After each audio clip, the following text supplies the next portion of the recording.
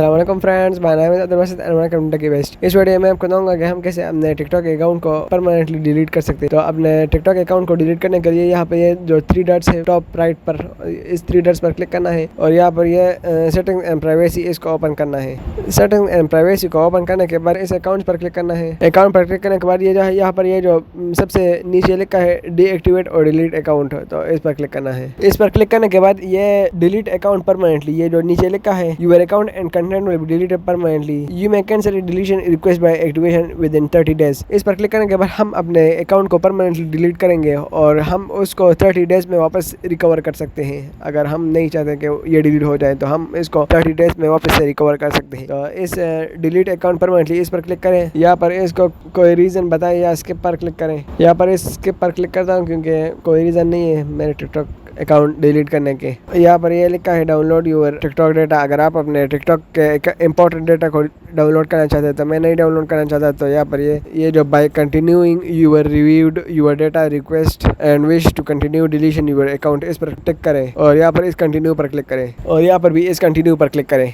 यहाँ पर कोई कोड मेरे नंबर पर आएगा, मैं उस कोड को यहाँ पर एंटर करूँगा और इस डिलीट अकाउंट इस पर क्लिक करूँगा तो मेरा अकाउंट परमानेंटली डिलीट हो जाएगा।